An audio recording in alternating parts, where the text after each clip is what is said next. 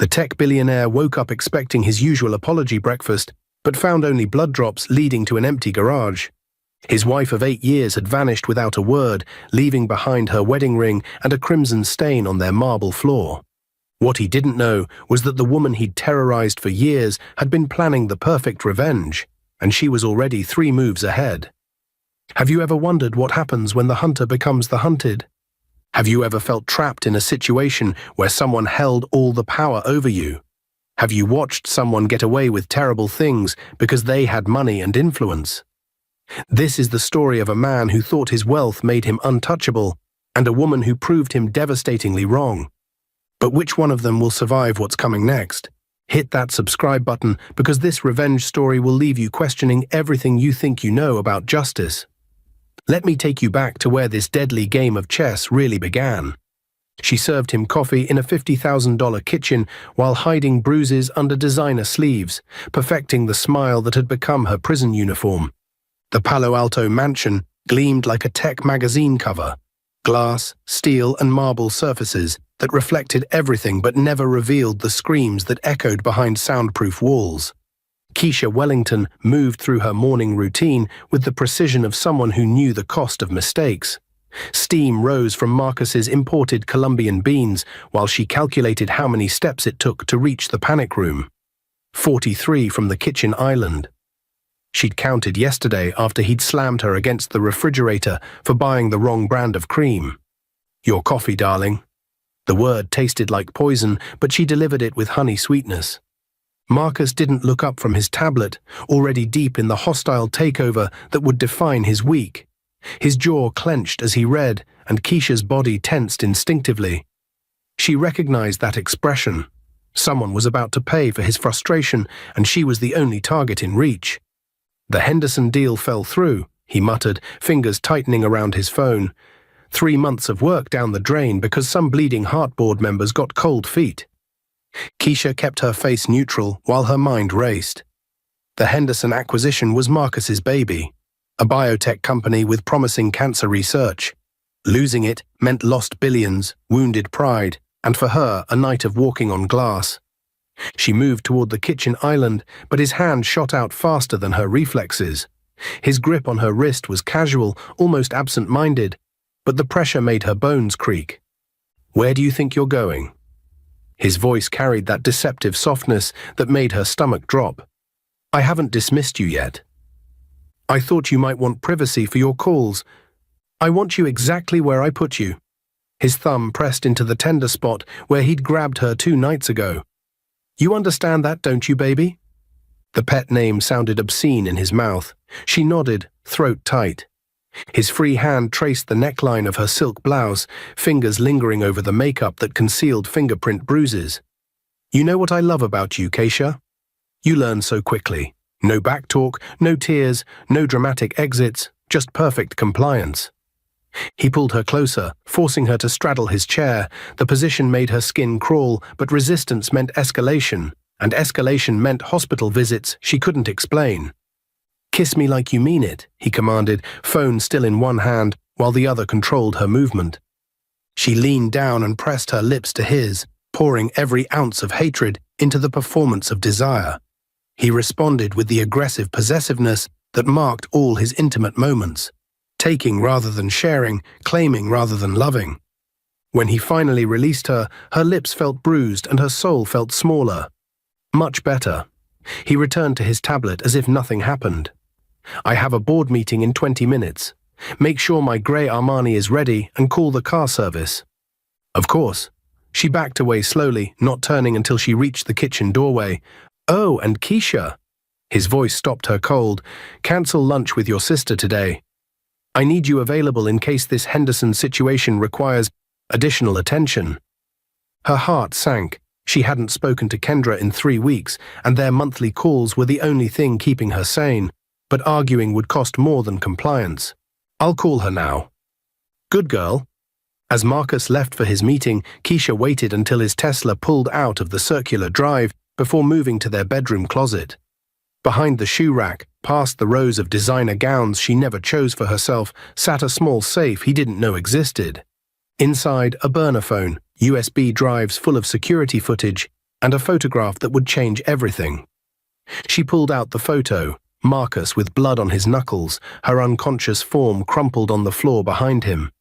He'd been so proud of his handiwork that night, so confident in his control, that he'd actually posed for the security camera like some twisted trophy hunter. He had no idea she'd installed additional cameras throughout the house.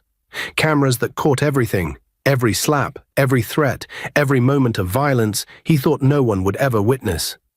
Today she would send this photograph to someone who could use it. Someone who'd been waiting for proof that Marcus Wellington wasn't the humanitarian tech genius the world believed him to be. Her hands shook as she typed the message on her burner phone. 3 words that would start a war. It's time, Kendra. Have you ever had to smile through pain to survive? Tell me in the comments what you'd do in her position. As Marcus left for his board meeting that morning, Keisha opened the hidden safe in their closet.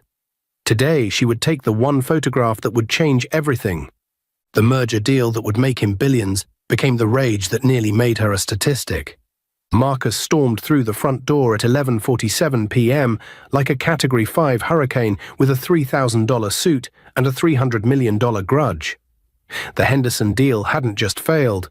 It had been murdered by his own board members, executives he'd handpicked who suddenly grew spines when it mattered most. Keisha heard his Tesla in the driveway and felt her body prepare for war. She'd spent the evening in the study, researching lawyers and safe houses on her burner phone, but none of that preparation could shield her from what came next. Keisha. His voice shattered the mansion's silence like breaking glass. She appeared at the top of the staircase, hands steady despite the earthquake in her chest. I'm here. Get down here. Now. Each step down felt like a countdown to execution. Marcus paced the foyer like a caged predator, his perfect hair disheveled, his $1 million confidence cracked and bleeding. Do you know what your husband does for a living, baby? His tone was conversational, which made it infinitely more dangerous. I build empires. I turn ideas into gold and gold into power. Today, a group of weak-minded fools decided they knew better than I do about risk management. Keisha remained silent. Speaking would be like throwing gasoline on a wildfire. $300 million. Gone. Because shareholders got nervous about ethical implications and public relations concerns. He laughed bitterly. Ethics don't pay dividends. Ethics don't revolutionize medicine. Ethics are for people who lack the vision to change the world. He moved toward her with predatory grace. But you wouldn't understand that, would you? You've never built anything. Never created anything of value. You're just decorative. The slap came without warning, spinning her head to the side and flooding her mouth with copper. But pain was familiar territory, humiliation was her daily bread. What was new was the coldness settling in her chest, not fear, but calculation. I've given you everything, he continued, circling her like a shark scenting blood. This house, those clothes, a lifestyle most women would kill for. And what do I get in return? A wife who flinches when I touch her, who acts like my affection is some kind of assault. Another blow, this time to her ribs, doubling her over. Stand up straight when I'm talking to you. She straightened, vision swimming, and saw him pulling out his phone. Her heart stopped. You know what I think you need? A reminder of how good you have it here. His fingers moved across the screen with practiced ease. I'm going to call your precious sister Kendra and tell her exactly what kind of woman her twin turned out to be. Maybe I'll send her some photos of your behavioral corrections. Please, the word escaped before she could stop it. Oh, now you want to talk? He grabbed her chin, forcing eye contact. Too late, baby. You had years to show gratitude, years to appreciate what I've built for us.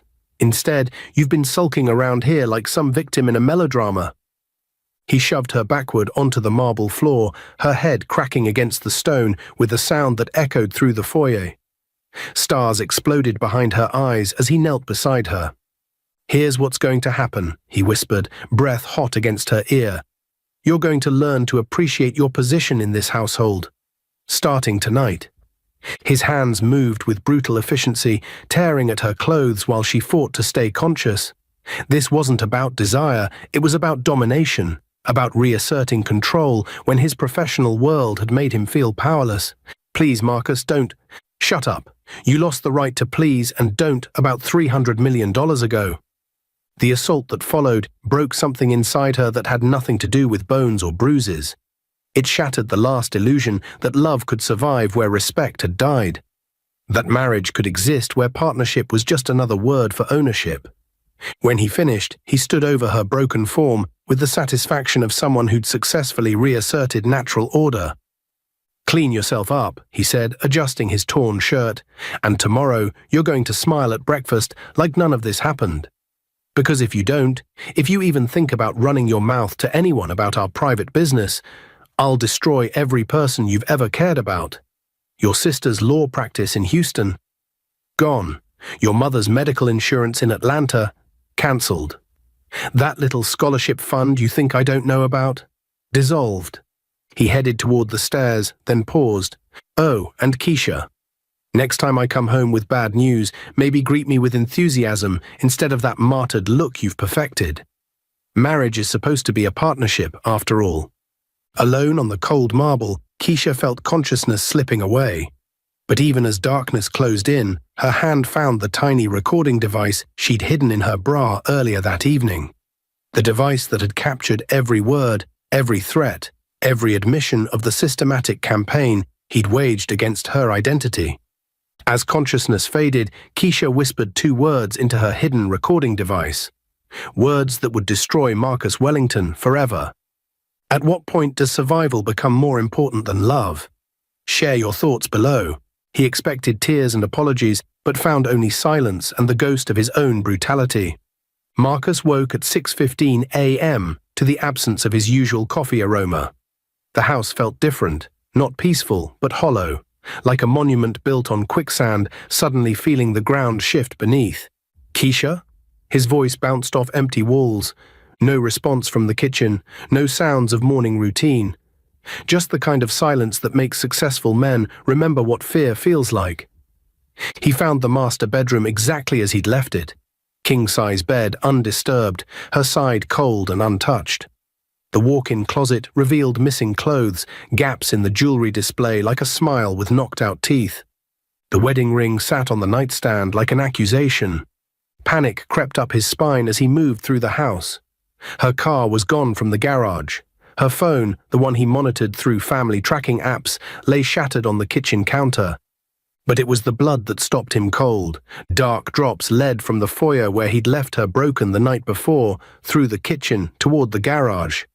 Not enough to indicate serious injury, but enough to prove she'd moved under her own power after he'd gone to bed. Marcus pulled out his phone and called her sister. "Kendra speaking." "Where is she?" No pleasantries, no pretense of civility. "I'm sorry, who is this?" "Don't play games with me, Kendra. Where's your sister?" A pause stretched between Houston and Palo Alto, filled with the kind of tension that precedes declarations of war. "Marcus, is that you? It's 6 in the morning. Keisha's gone. Her car, her clothes, everything. You two are joined at the hip, so I know she called you." "She didn't call me." Kendra's voice carried genuine confusion. "What do you mean, gone? Did you have a fight?" Something in her tone made Marcus hesitate. Either Kendra was an Academy Award-level actress, or she truly had no idea where Keisha had vanished to. "She'll come back," he said, more to convince himself than to inform Kendra. "She always comes back." "Marcus, what did you do?" The question hit like a physical blow. "I'm her husband. I don't have to do anything." That's not an answer. He ended the call and spent the next 3 hours calling every hotel within a 50-mile radius. No Keisha Wellington, no credit card activity, no digital footprints for a woman who'd lived entirely within his financial ecosystem for 8 years. By 10 a.m., his panic had crystallized into something sharper. Rage. How dare she leave him? How dare she abandon everything he'd built for them, everything he'd given her? He called his assistant. "Cancel my morning meetings. I need you to run a trace on Keisha's credit cards and bank accounts." "Sir, is everything all right?" "Just do it, Jennifer. And pull the security footage from the house for the last 24 hours. But when Jennifer called back an hour later, her voice carried the kind of careful neutrality that preceded very bad news. "Mr. Wellington." The credit cards have been cancelled. Mrs. Wellington closed her accounts yesterday afternoon. And sir, someone accessed your private server last night. They downloaded files from your personal directory. The phone slipped from his nerveless fingers. She hadn't just left him, she'd taken insurance. The mansion felt like a mausoleum as Marcus moved from room to room, searching for clues about how his perfectly controlled wife had orchestrated such a comprehensive disappearance. In the study, he found financial documents he didn't remember leaving out. In the bedroom, he discovered his private safe had been opened and certain photographs were missing. By evening, he understood the scope of his miscalculation. Keisha hadn't run away in tears after a domestic dispute. She'd executed a strategic withdrawal after collecting evidence for 8 years. His hands shook as he poured himself 3 fingers of bourbon. Outside, Palo Alto's sunset painted his glass walls gold, but all Marcus could see were shadows that looked like his wife's bruises. The first anonymous email arrived at 3 a.m. with video footage he thought no one would ever see, and a message, "Day 1 of your education." Have you ever realized too late that you underestimated someone? Drop a fire emoji if you've seen karma catch up. His empire built on control crumbled as someone pulled strings he didn't even know existed. Marcus stared at his computer screen as his net worth evaporated in real time. Numbers that once represented power now flashed red like warning signals on a sinking ship.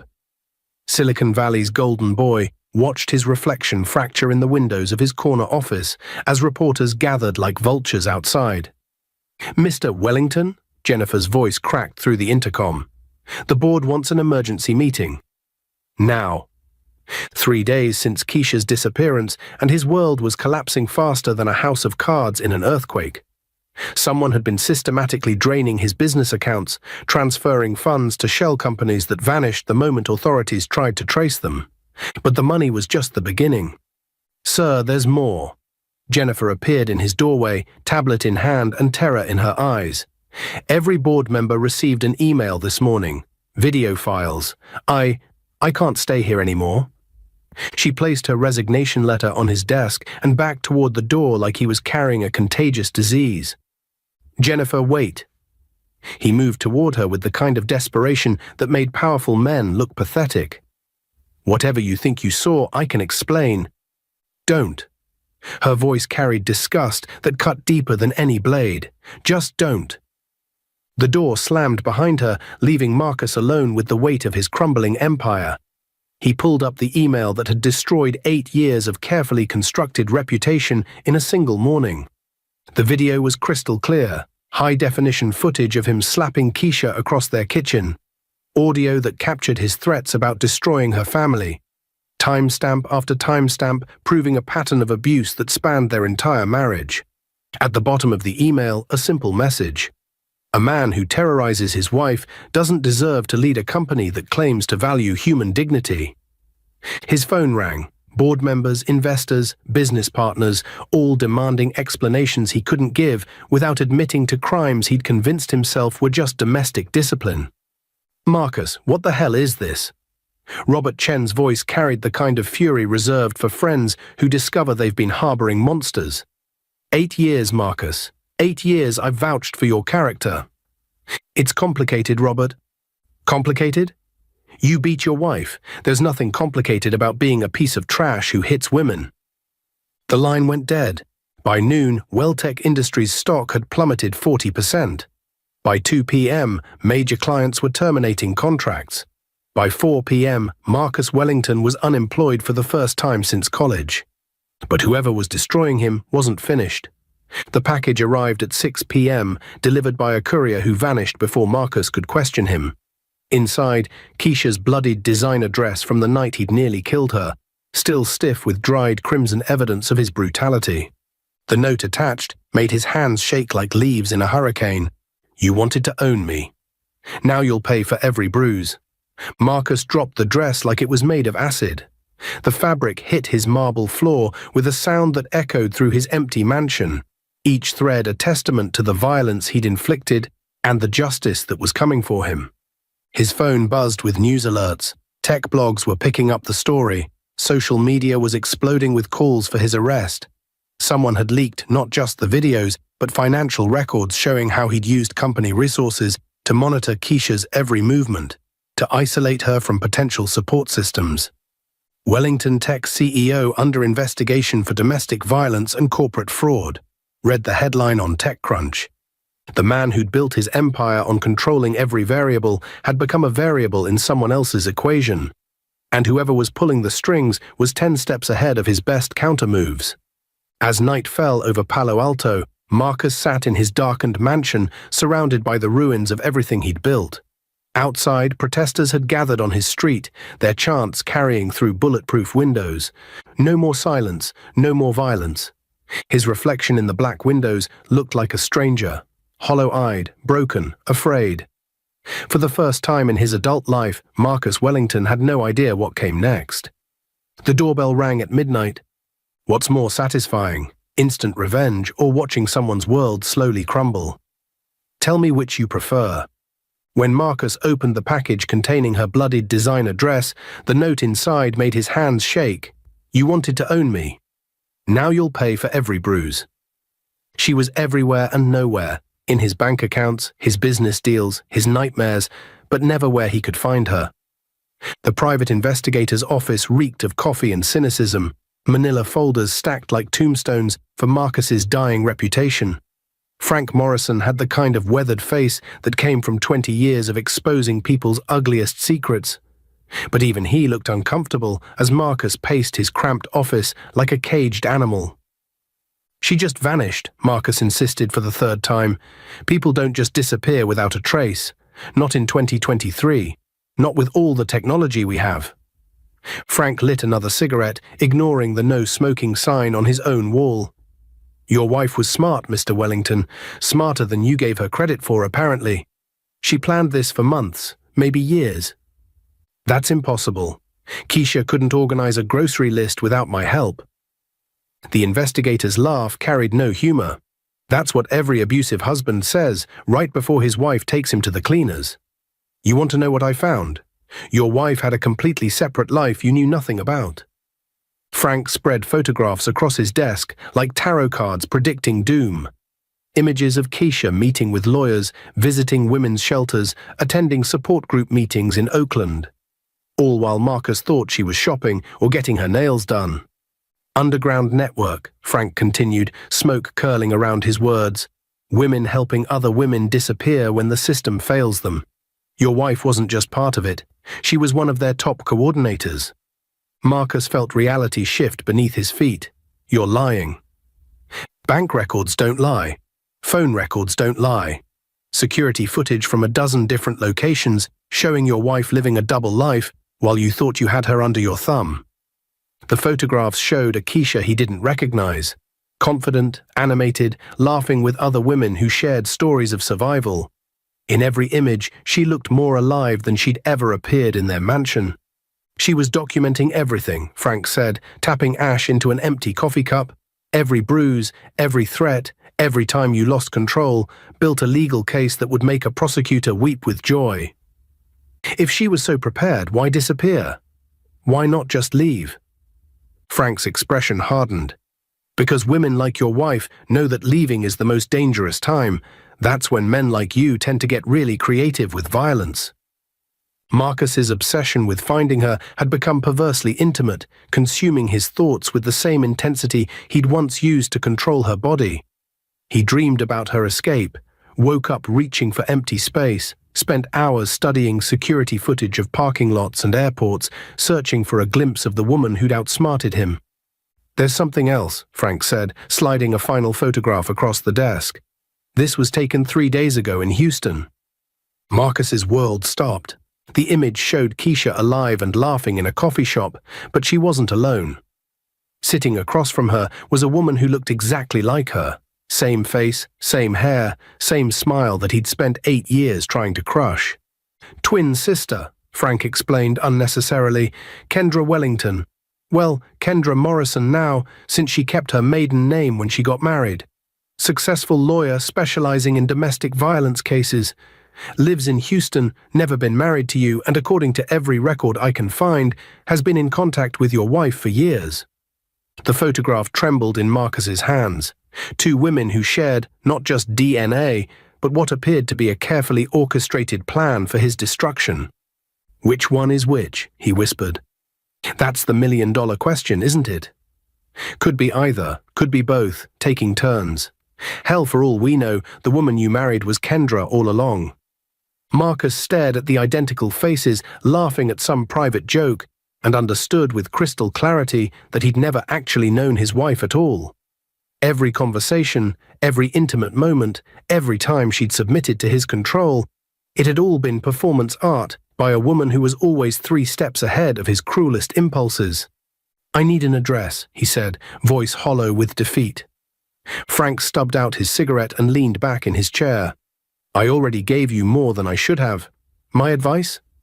Get a good lawyer and start practicing your apology, because whoever's pulling your strings isn't done playing yet." As Marcus left the investigator's office, his phone buzzed with another anonymous message. "Enjoying the show? Act 2 starts tomorrow." The street outside felt different, like every shadow might be hiding the woman who'd spent years pretending to love him while planning his destruction. Or women, plural. He'd thought he was hunting one desperate housewife. Instead, he'd stumbled into a web woven by 2 brilliant women who understood something he'd never grasped: the difference between being controlled and being patient. Have you ever discovered someone you thought you knew had a completely secret life?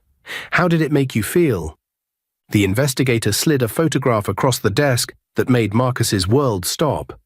Keisha, alive and laughing, with a woman who looked exactly like her. The woman he thought he married had been dead for 3 days, but somehow she was still destroying his life. The morgue attendant pulled back the sheet with the practiced indifference of someone who'd performed this ritual 10,000 times before, but Marcus Wellington's reaction was anything but routine. The man who'd built his fortune on reading people, on anticipating every angle, stood frozen as his world flipped inside out. It was Keisha's face on the metal table, her dark skin, her full lips, the small scar above her left eyebrow from a childhood accident. But it was also wrong somehow, like looking at a photograph that had been subtly altered. "She was found in a Houston hotel room 3 days ago," Detective Rodriguez explained, his voice carrying the weight of someone who'd delivered too much bad news. "Apparent overdose. Medical examiner says she'd been dead for hours before housekeeping found her." Marcus couldn't speak. His wife, his actual legal wife, lay dead on a slab while someone who looked exactly like her had been systematically destroying his life from 1,200 miles away. The morgue's harsh lighting turned everything the color of death, including Marcus's face as he stared at his wife's lifeless body. Her hands, folded across her chest, showed no wedding ring. Even in death, she'd managed one final act of defiance. "Mr. Wellington?" The detective's voice seemed to come from underwater. "Do you need a moment?" "How long have you known she was dead?" Marcus whispered. "We've been trying to reach you for 2 days. Your assistant said you were unreachable." 2 days. While he'd been hunting ghosts and hiring investigators, Keisha had been lying in this sterile room, her body growing cold while her revenge grew hot. The woman who'd appeared in his security footage, who'd been withdrawing his money and sending those taunting messages, it hadn't been his wife at all. "There's something else," Rodriguez continued. "The hotel room was registered under the name Kendra Morrison. But the fingerprints and dental records confirm this is definitely Keisha Wellington, your wife." The pieces clicked together with horrible clarity. Kendra had been using her own identity to create a trail, while her twin sister, his actual wife, had already been beyond his reach. The perfect alibi wrapped in the perfect revenge. Marcus forced himself to look at Keisha's face one more time. Even in death, she looked peaceful in a way she'd never appeared during their marriage. Free from the fear that had shadowed her every expression, free from the anticipation of violence that had made her flinch at his touch. "How did she die?" he asked, though he wasn't sure he wanted the answer. "Combination of pills and alcohol. Could have been accidental, could have been intentional. We may never know for sure." Rodriguez paused. "Though given what we've learned about your marriage, I'm leaning toward intentional." The words hit like physical blows. His wife had chosen death over continuing to live in the world he'd created for her. And somehow her twin sister had turned that ultimate act of desperation into the opening move in a chess match Marcus was already losing. "Mr. Wellington, I need to inform you that you're a person of interest in Mrs. Wellington's death. The timeline of her passing coincides with some serious allegations that have come to our attention." Marcus barely heard the detective's words. His mind was replaying 8 years of marriage, searching for clues he'd missed. Had there been moments when he'd actually been talking to Kendra instead of Keisha? Had the woman who'd served him coffee and endured his rages always been plotting his destruction? The disturbing memories flooded back, Keisha's eyes during their last violent encounter not filled with the usual fear, but with something that looked almost like satisfaction. Her final words whispered into that hidden recording device now made terrible sense. She hadn't been calling for help, she'd been saying goodbye to her sister and giving permission for what came next. As Marcus left the morgue, his phone buzzed with a text from Keisha's number. "Now you know. But this is just the beginning." The message wasn't from a ghost. It was from a woman who looked exactly like the corpse he'd just identified. A woman who had every reason to hate him and all the legal training necessary to destroy him completely. Outside, Houston's humidity wrapped around him like a burial shroud. For the first time since Keisha's disappearance, Marcus understood the true scope of what he was facing. This wasn't a runaway wife or even an elaborate divorce scheme. This was a declaration of war by someone who had nothing left to lose and everything to gain by watching him suffer. Could you pretend to be someone else to get justice for them? How far would you go for family? As Marcus left the morgue, his phone buzzed with a text from Keisha's number. "Now you know. But this is just the beginning." Kendra didn't just want justice for her twin, she wanted Marcus to feel every moment of powerlessness Keisha had endured. Houston's skyline glittered through Kendra's law office windows as she orchestrated Marcus's destruction from 1,200 miles away. Each phone call another nail in his coffin. The woman who'd spent her career helping domestic violence survivors had become something far more dangerous. A prosecutor with a personal vendetta and the legal expertise to make it stick. "Morrison and Associates," Kendra speaking. "Is this Keisha?" Marcus's voice cracked through the phone, desperate and hollow. Kendra smiled at her reflection in the window. "No, Marcus. This is the sister whose existence you never bothered to learn about. The one who's been documenting your crimes for 8 years." The silence on the other end stretched like a held breath. "Keisha's dead." The words sounded like he was trying to convince himself. "Yes, she is. And you killed her as surely as if you'd put the pills in her mouth yourself." Kendra's voice carried the precision of someone who'd practiced this conversation in her head 1,000 times. 8 years of psychological torture, Marcus. 8 years of making her believe she was worthless, isolated, trapped. Did you really think that wouldn't have consequences? I never meant. You meant every bruise, every threat, every time you forced yourself on her when she said no. Kendra's tone remained conversational, which made it infinitely more terrifying. But we documented it all, every single moment of your domestic terrorism. She could hear him breathing heavily, probably pacing his empty mansion like a caged animal. The image filled her with the kind of satisfaction that frightened her with its intensity. "What do you want?" he whispered. "I want you to feel helpless. I want you to understand what it's like when someone else controls every aspect of your existence." Kendra turned away from the window and focused on the FBI badge sitting on her desk, Agent Sarah Chen's business card, waiting for her final call. "I want you to know that every door you might run through is already closed. This is extortion. This is justice. And unlike the system that failed my sister, I don't have to prove anything beyond a reasonable doubt. I just have to make sure everyone knows who you really are." The beauty of her plan lay in its simplicity. She didn't need to break any laws to destroy Marcus Wellington. She just needed to expose the ones he'd already broken. 8 years of evidence, carefully collected and strategically deployed, would accomplish what the courts might have failed to do: complete annihilation of his reputation, his fortune, and his freedom. "The FBI will be in touch soon," she continued, savoring each word like fine wine. "Something about conspiracy, charges related to corporate fraud and domestic terrorism. Apparently, using company resources to stalk your wife raises all sorts of federal red flags. You can't prove. I can prove everything, Marcus. Every payment you made to private investigators to follow her, every time you used company phones to threaten her family, every business trip you cancelled just to make sure she couldn't leave the house without your permission. The psychological warfare was working. She could hear it in his voice, the way confidence had bled out and been replaced by animal panic. This was how Keisha had felt every day for 8 years, trapped, monitored, controlled by someone who held all the power. But Kendra's plan went deeper than legal consequences. While Marcus scrambled to save his company and avoid prison, she'd been systematically seducing information from his business associates. CEO after CEO had found themselves charmed by the brilliant lawyer from Houston, who seemed so interested in their work, so sympathetic to their challenges with difficult employees. They'd shared drinks, shared stories, and shared confidential information about Marcus's business practices without ever realizing they were talking to their target's sister-in-law. Men like Marcus surrounded themselves with other men like Marcus, and men like that couldn't resist a beautiful woman who seemed impressed by their power. "Here's what's going to happen next," Kendra said, voice dropping to the same intimate tone she'd used to extract secrets from his former colleagues. "Tomorrow morning, every major news outlet will receive a package containing 8 years of evidence documenting your systematic abuse. By noon, every streaming platform will be flooded with the videos you thought no one would ever see."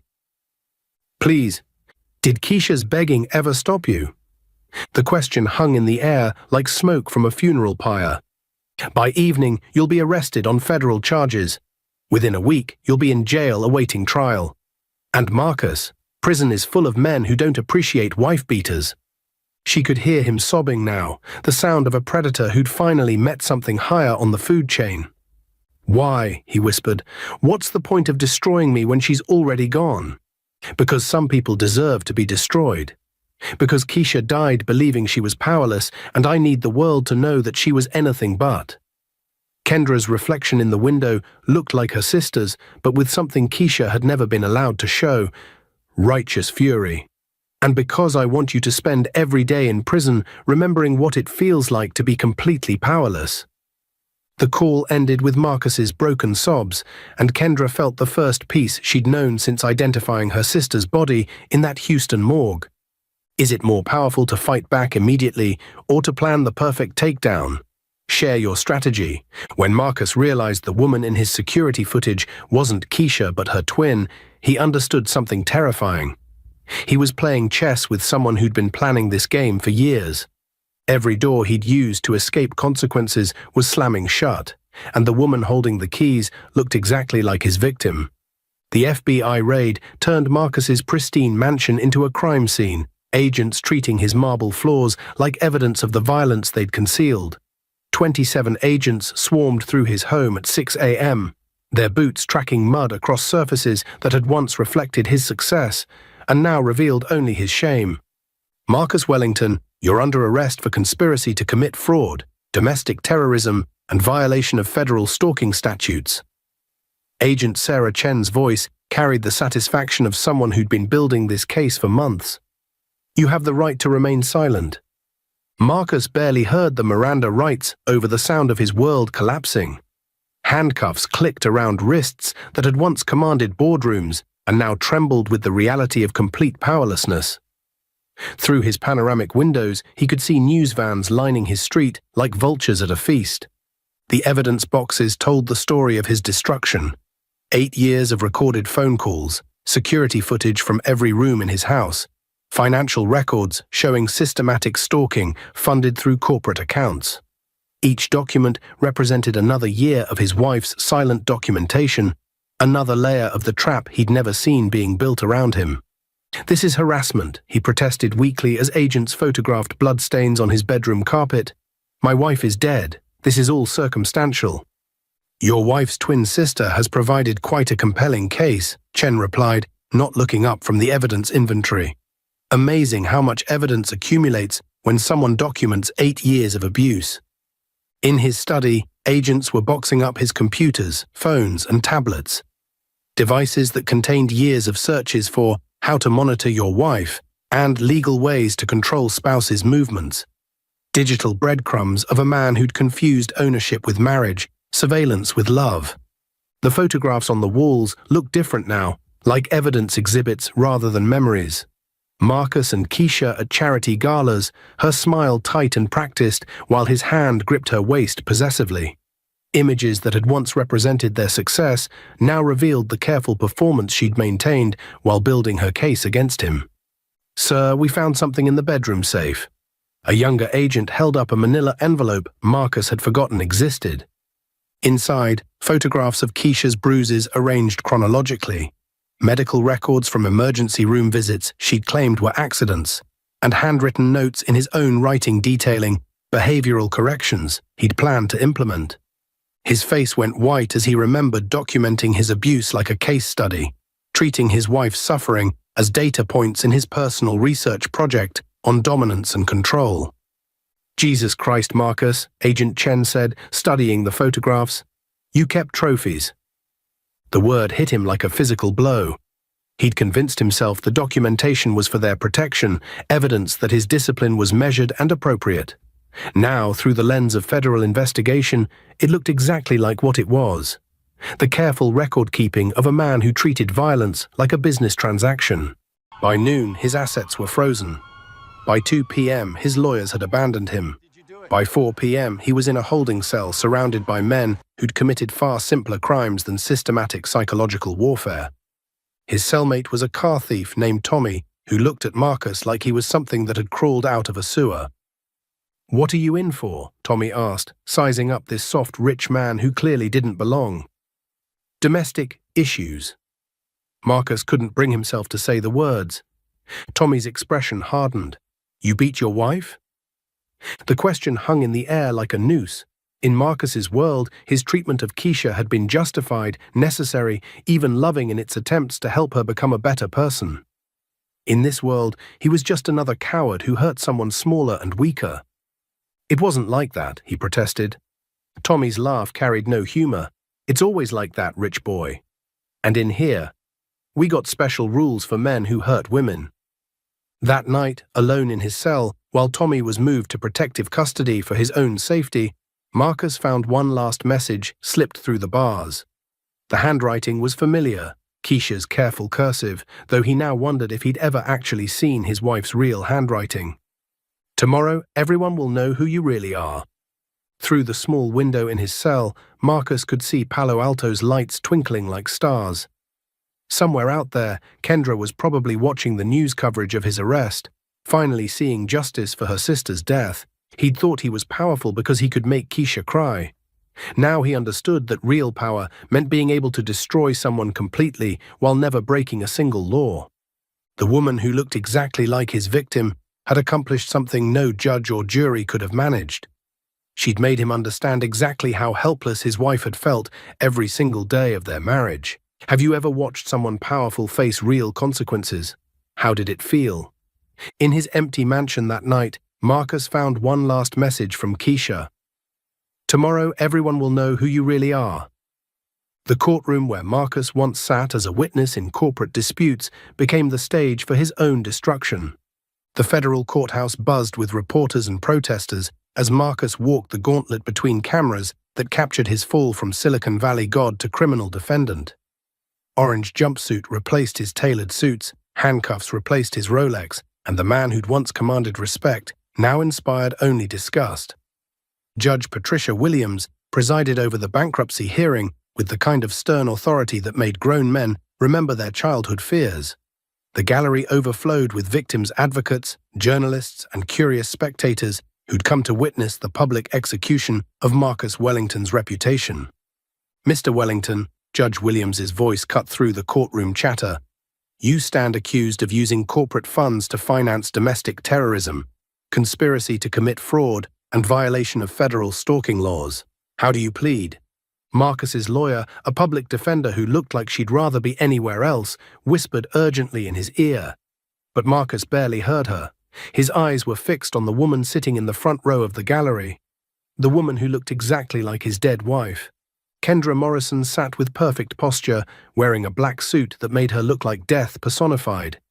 Her eyes never left Marcus's face, and her slight smile carried the satisfaction of someone watching 8 years of planning come to fruition. "Not guilty," Marcus whispered, the words tasting like ash. "Your Honor," the prosecutor stood, briefcase in hand like a weapon. "The government has evidence that Mr. Wellington systematically abused his wife for 8 years, while using his company's resources to monitor, stalk, and terrorize her. Mrs. Wellington died by suicide after years of psychological torture, and her twin sister has provided documentation that will show the defendant's pattern of domestic terrorism." Kendra rose from her seat like an angel of vengeance. "Your Honor, I'd like to address the court." "And you are?" "Kendra Morrison, attorney at law and Keisha Wellington's twin sister." Her voice carried across the courtroom with laser precision.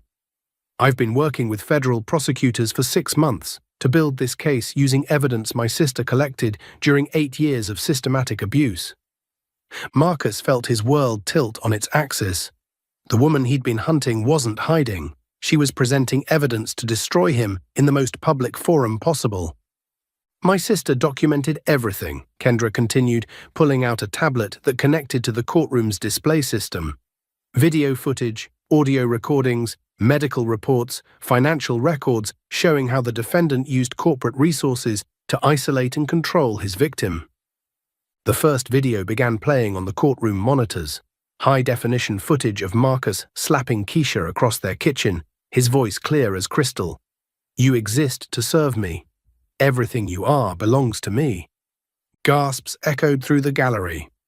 Several jurors looked sick. Marcus watched his own brutality reflected in dozens of faces filled with disgust and horror.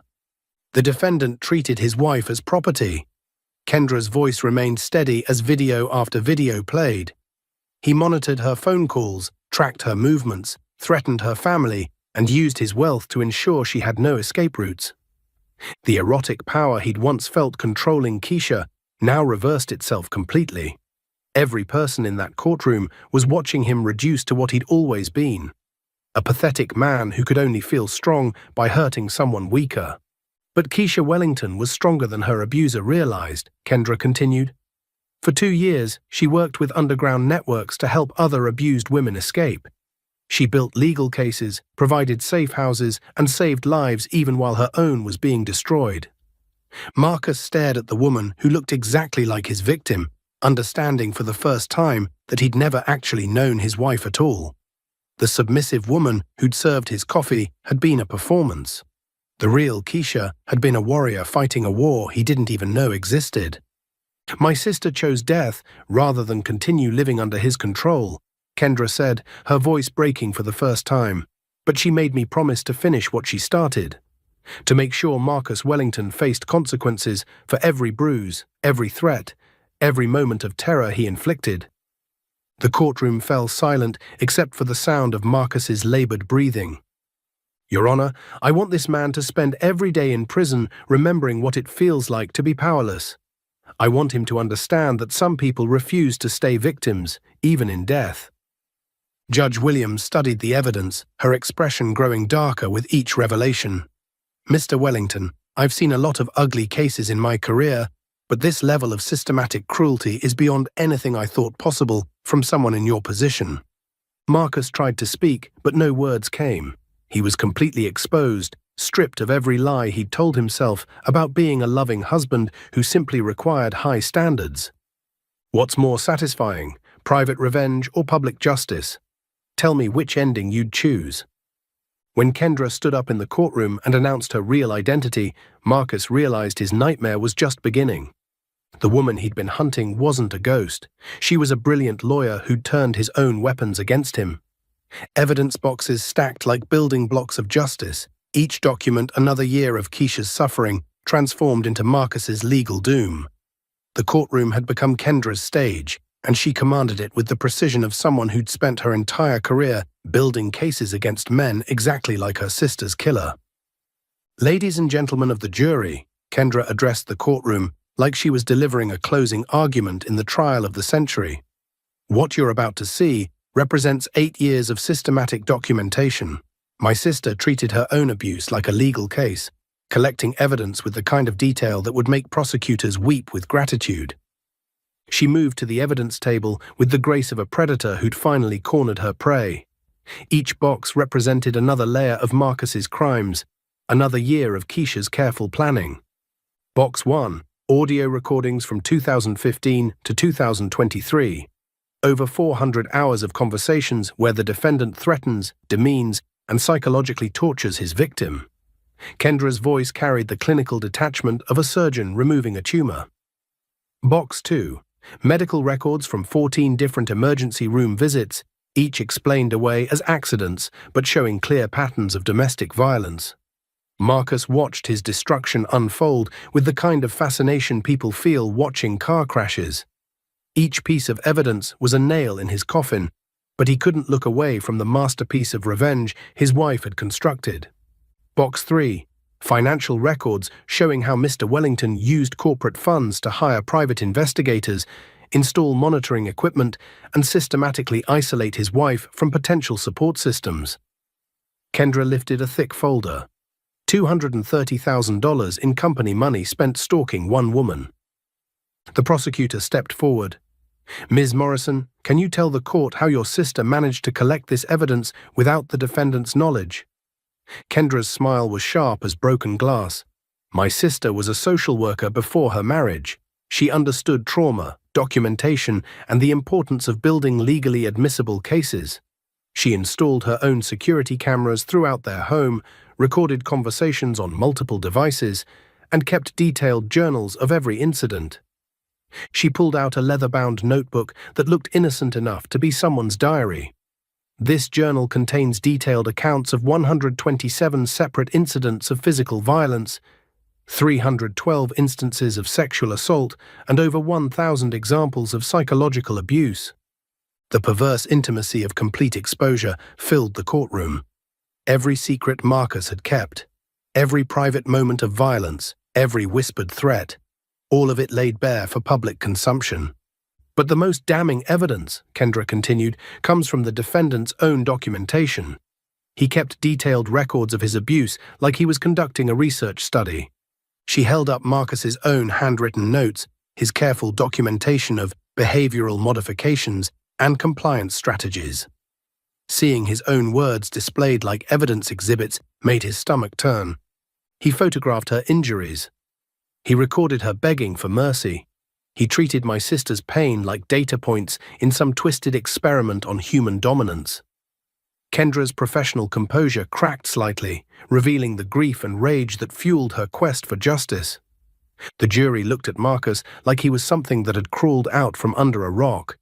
In their eyes, he saw himself as he really was, not a powerful businessman who demanded respect, but a coward who tortured someone who couldn't fight back. The defendant's pattern of escalation culminated in the night of February 15, 2023, Kendra said, pulling out the final piece of evidence.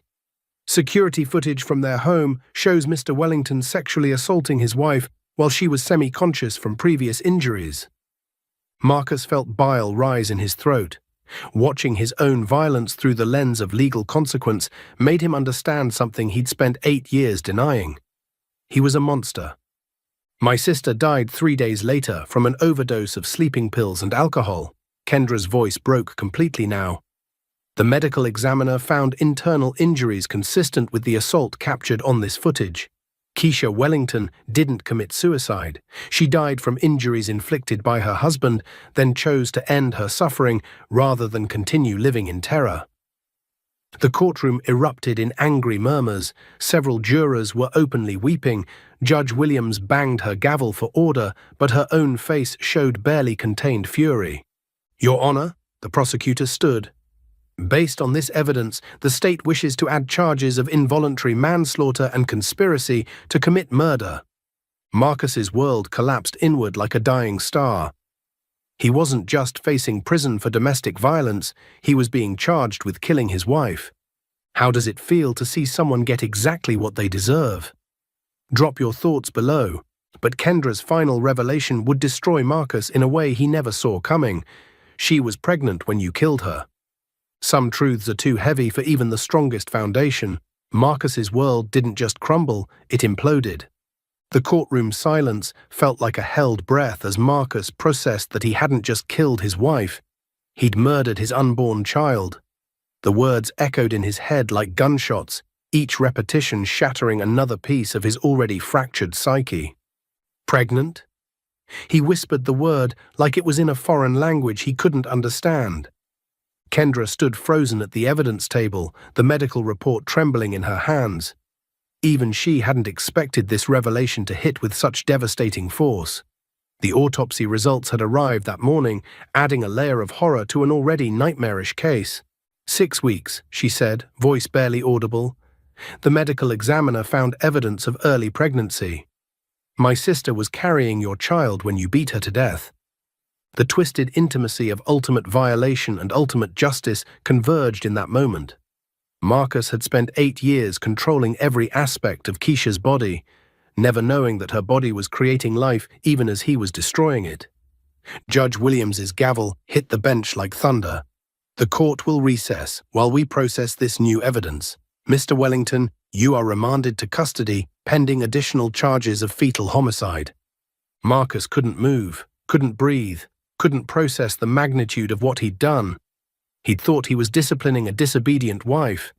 Instead, he'd been slowly murdering a pregnant woman who was too terrified to tell him about their baby. The bailiffs had to carry him from the courtroom as his legs gave out. Behind him, he could hear Kendra sobbing. Not tears of victory, but the raw grief of someone who'd just learned her sister had died, protecting a secret that could have saved her life. In the holding cell, Marcus stared at his reflection in the metal toilet and saw a killer staring back. Not a businessman who'd made mistakes, not a husband who'd been too demanding, but a man who'd beaten his pregnant wife to death and never even known she was carrying his child. Why didn't she tell me? He asked the empty cell, but even as the words left his mouth, he knew the answer. She'd been protecting their baby from him. Even in death, Keisha had been trying to save the life growing inside her from the monster she'd married. The guards found him an hour later, curled up on the floor, sobbing like a broken child. The man who'd once commanded boardrooms and controlled millions of dollars in assets had been reduced to a trembling wreck by the weight of his own crimes. Wellington, the guard's voice carried no sympathy. Your lawyer's here. The public defender looked like she'd aged 10 years since the morning's revelation. Marcus, we need to talk about a plea bargain. With the pregnancy evidence, you're looking at life without parole. I didn't know, he whispered. I didn't know she was pregnant. It doesn't matter what you knew. What matters is what you did. The lawyer's voice was clinical, professional. The prosecutor is offering 25 to life if you plead guilty to all charges. Marcus laughed, but the sound came out broken and hollow. 25 years for killing my wife and baby. Seems light, doesn't it? Marcus, you need to understand something. In prison, there are hierarchies. Men who hurt women are at the bottom. Men who kill pregnant women. They don't survive long. The reality of his situation hit him like cold water. He wasn't just facing legal consequences, he was facing a death sentence from fellow inmates who had their own moral codes about violence against women and children.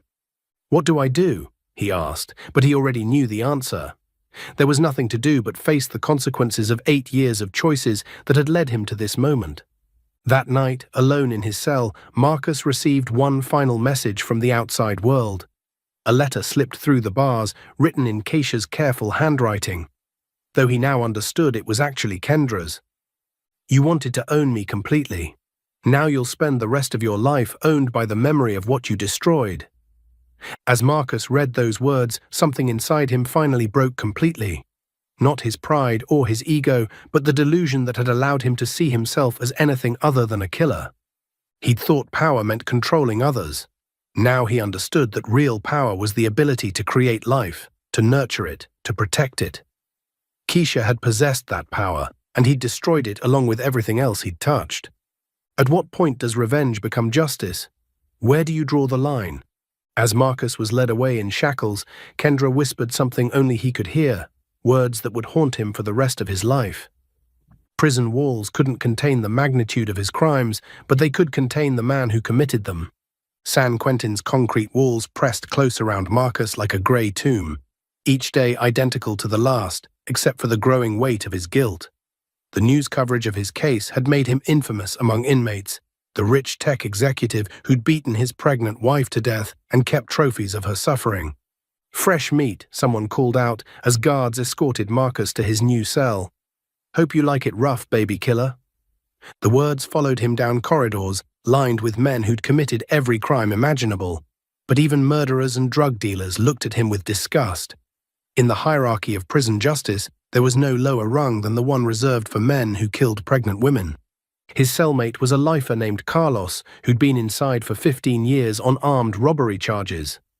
Carlos took one look at Marcus and spit on the floor. "They put me with the wife beater," Carlos asked the guard. "Man, what I do to deserve this punishment?" "Overcrowding," the guard replied without sympathy. "Deal with it."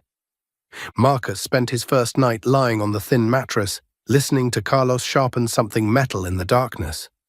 Every sound made him flinch, every shadow could hide violence, every moment brought the possibility of someone deciding to deliver their own version of justice.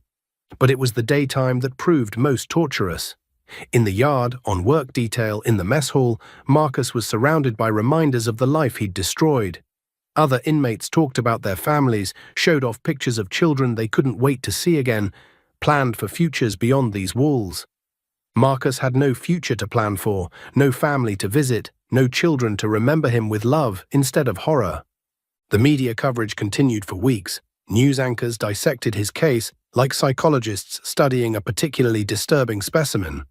Documentary crews requested interviews. True crime podcasts analyzed his methods. Marcus Wellington had become a cautionary tale about the intersection of wealth, power, and domestic violence. But the most painful coverage came from an unexpected source: Kendra Morrison's interviews about her sister's hidden life. Keisha helped dozens of women escape abusive relationships, Kendra told CNN. While she was being terrorized at home, she was saving lives through underground networks that law enforcement couldn't or wouldn't support. Marcus watched from the prison common room as Kendra described a woman he'd never known. The Keisha of her sister's memories was strong, compassionate, brilliant. Everything he'd tried to crush out of her during 8 years of systematic abuse. She was planning to leave him, Kendra continued. She'd been building evidence for 2 years, working with lawyers and advocates to create a safe exit strategy, but she never got the chance to use it. The erotic power Marcus had once felt controlling his wife now transformed into something else entirely: complete powerlessness in the face of consequences he couldn't manipulate or escape. "My sister died believing she was trapped, but the truth is, she was never powerless. She was gathering strength every day, documenting everything, building a case that would eventually destroy her killer even after her death." Marcus turned off the television and returned to his cell. On his small desk sat a stack of letters from legal advocacy groups, domestic violence organizations, and victims' families. They all wanted the same thing: for him to understand the magnitude of what he'd done. But it was the letter from Kendra that broke him completely. Not a legal document or a victim impact statement, but a personal message that arrived 6 months into his sentence. "Marcus, I've started a foundation in Keisha's name using the assets seized from your estate.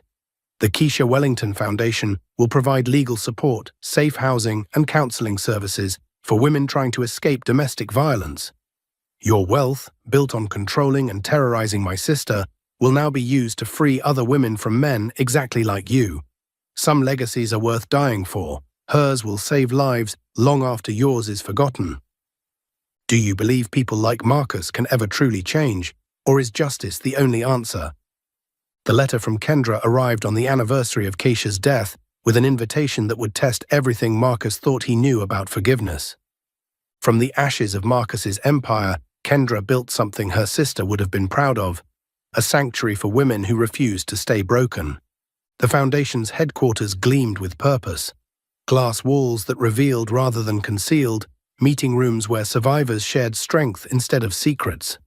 The Keisha Wellington Foundation occupied a renovated warehouse in downtown Houston, its open architecture deliberately designed to feel nothing like the suffocating mansion where Keisha had spent her final years. Every dollar seized from Marcus Wellington's assets goes directly to women escaping abuse, Kendra addressed the crowd gathered for the foundation's grand opening. His fortune, built on fear and control, now funds freedom and healing. The irony wasn't lost on anyone present. Marcus's seized mansion had been sold to fund safe houses. His frozen bank accounts provided legal representation for women who couldn't afford lawyers. His investment portfolio bankrolled counseling services and job training programs. The power of women reclaiming their stories and their bodies from men who tried to break them filled every corner of the building. Survivors spoke at podiums where they'd once been silenced. Children played in areas funded by money that had once financed surveillance equipment to monitor their mothers.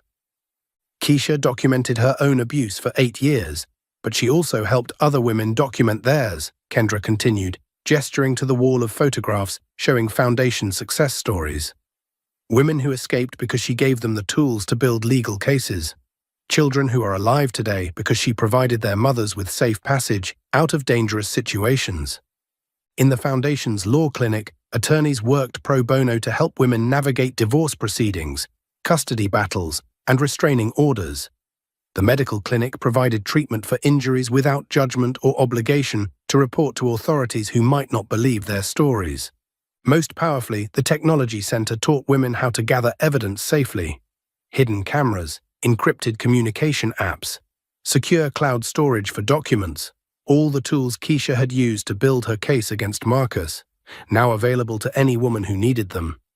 "We don't just provide services," Kendra explained to a visiting journalist. "We provide what my sister never had, a community that believes survivors, supports their choices, and helps them reclaim their power." The Foundation's success stories were featured in national magazines. Women who'd rebuilt their lives after leaving abusive relationships. Children who'd grown up safe because their mothers had access to resources and support. Families who'd survived because someone had invested in their freedom. But Marcus saw none of this success from his prison cell. His television privileges had been revoked after multiple infractions, his mail monitored and restricted. The Foundation that bore his dead wife's name operated in a world he could no longer touch or influence. "He doesn't get to watch what we build from his destruction," Kendra told a documentary crew. "His punishment isn't just imprisonment, it's irrelevance. The man who demanded to control every aspect of my sister's life now has zero impact on her legacy." The Foundation's annual fundraising gala drew celebrities, politicians, and business leaders who'd once attended charity events with Marcus and Keisha. But now they came to honor her memory while deliberately forgetting his existence. "Keisha Wellington saved lives while losing her own," the keynote speaker announced. "Her courage in documenting abuse created legal precedents that protect women across the country. Her death wasn't in vain, it was transformed into a movement." As the evening progressed, survivors took the stage to share their stories. Women who'd escaped because of resources the Foundation provided. Children who were thriving in homes free from violence. Families who'd rebuilt their lives with support and understanding. Each story was a testament to the truth Kendra had spent 2 years fighting to prove. Victims of domestic violence aren't powerless. They're strategists, survivors, and ultimately victors who transform their pain into protection for others. The Foundation's legal clinic had helped secure convictions against 47 abusers in its first year. The Safe House Network had provided temporary shelter for over 200 women and children. The job training program had placed 86 women in positions that provided financial independence. "My sister would be amazed by what grew from her suffering," Kendra said as the gala ended. "She spent 8 years believing she was trapped, but actually she was building something that would free thousands of other women." What would you build from the ruins of your enemy's empire? Share your vision of justice. When Marcus saw the Foundation's name on the prison television, he understood Kendra's final lesson. Some legacies are worth dying for. Forgiveness isn't about absolving the guilty. Sometimes it's about freeing the victims from carrying their pain forever. The prison visiting room's harsh lighting couldn't soften the moment when predator and protector sat face to face across bulletproof glass. 3 years had passed since Marcus's conviction, 3 years of Kendra building her sister's legacy, while Marcus rotted in solitary confinement for his own protection. "You look different," Kendra observed, studying the man who'd once commanded fear and now inspired only pity. Marcus had aged decades in 3 years. Grey hair, hollow cheeks, shoulders bent under the weight of conscience he'd never possessed during his marriage. Prison had stripped away every piece of armor he'd used to protect himself from the truth of what he was. "Thank you for coming," his voice barely carried through the intercom system. "I wasn't sure you would." "I wasn't sure either." Kendra's tone remained neutral, professional, but the Foundation's therapist suggested that confronting you might help with my own healing process. They sat in silence for long minutes, the complex intimacy of two people forever connected by violence and justice hanging between them like smoke. He was the man who'd killed her sister. She was the woman who'd destroyed his life in return. Neither could exist without the other's actions. "I dream about her every night," Marcus said finally, "about the baby. I see her face when she realized what I was, what I'd always been." "Don't." Kendra's voice cut sharp as glass. "You don't get to use Keisha's memory to make yourself feel better about being a killer." "I'm not trying to—" He stopped, recognizing the defensive pattern that had defined his entire life. "You're right. I have no right to invoke her name for my own comfort." Something in his tone made Kendra study his face more carefully. This wasn't the arrogant tech executive who'd terrorized her sister. This was something broken, hollowed out, fundamentally changed. "The other inmates call me baby killer," Marcus continued. "I've been stabbed twice, beaten more times than I can count. The guards have to keep me in isolation for my own safety." "Good," Kendra said without emotion. "You deserve every moment of fear you feel." "I do." His agreement surprised her. "But I need you to know something. I need you to understand that I know what I took from the world." Marcus pulled out a folded piece of paper, a letter he'd been writing for months, but never had the courage to send. "Your sister was 6 weeks pregnant when I killed her. 6 weeks. If she'd lived, if I hadn't," his voice broke completely. "That child would be 2 years old now, walking, talking, calling her mama. I don't just see Keisha in my dreams, I see the future I murdered." Kendra felt tears she'd held back for 3 years finally breaking through her professional composure. "Why are you telling me this?" "Because you deserve to know that I understand the magnitude of what I destroyed. Not just a life, but generations of life. Not just your sister, but the family she would have built, the children she would have raised, the women she would have continued saving." The weight of lost possibilities filled the space between them. Keisha's unborn child would have been Kendra's niece or nephew, would have carried their family name into the future, would have known love instead of violence, protection instead of fear. "I can't give you back what I took," Marcus said. "I can't undo the damage or bring back the lives that should have existed. But I need you to know that every day in this cage, I'm forced to confront what I am. And what I am is unforgivable." Kendra stared at this broken man who'd once seemed so powerful, so untouchable. Prison hadn't just punished him. It had forced him to see himself clearly for the first time in his life. "What do you want from me, Marcus? Forgiveness? Absolution?" "Nothing." His answer came without hesitation. "I want nothing from you. I called you here to give you something." He slid the letter through the slot in the glass partition. "This is a full confession, every crime I committed, every moment of abuse, every lie I told myself to justify hurting her. My lawyers don't know I wrote it, and I don't want anything in return." "Why?" "Because the Foundation deserves the complete truth. Because other women need to understand how men like me think, how we justify our crimes, how we manipulate the system to avoid consequences." Marcus looked directly into her eyes for the first time. "And because Keisha deserved better than the lies I told about our marriage." Kendra took the letter with trembling hands. She'd spent 3 years building a foundation on her sister's memory, but this confession would provide something she'd never had: insight into the mind of the monster who destroyed her family. "There's something else," Marcus said quietly, "something I need to ask you, even though I have no right." "What?" "What was her favorite song?" The question broke something inside Kendra that legal victories and Foundation success hadn't touched. For the first time, Marcus had asked about Keisha as a person instead of as a victim. He wanted to know something beautiful about the woman he'd destroyed. "Amazing Grace," she whispered. "She used to sing it when she was scared or sad." Even as a child, when we were afraid of thunderstorms, she'd sing that hymn until we both felt safe. Marcus closed his eyes, and for the first time since his arrest, Kendra saw her sister's killer as a human being who had lost everything too. Not because she forgave him, but because she finally understood that his punishment was complete. Could you ever forgive someone who destroyed someone you loved? What would it take? Marcus's final question changed everything. What was her favorite song? For the first time, Kendra saw her sister's killer as a human being who had lost everything too. Justice doesn't always look like punishment. Sometimes it looks like making sure the story ends with hope instead of hatred. The Foundation's annual gala sparkled with possibility as survivors shared stages with celebrities, their voices carrying further than their pain ever had. 5 years after Keisha's death, the organization built from her suffering had become a national model for supporting domestic violence survivors. We gather tonight not to mourn what was lost, but to celebrate what has been built from that loss. Kendra addressed the crowd from the same podium where Marcus had once delivered keynote speeches about innovation and disruption. Now she used his former stage to discuss real innovation, systems that protected women instead of betraying them.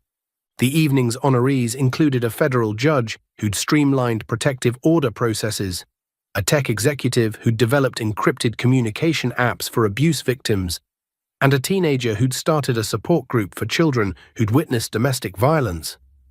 Keisha Wellington never lived to see her foundation, but she lives in every woman who finds safety here, every child who grows up free from violence, every survivor who transforms their pain into power. Kendra's voice carried across the ballroom with the authority of someone who turned grief into purpose. In the 5 years since Marcus's conviction, the foundation had expanded to 12 states.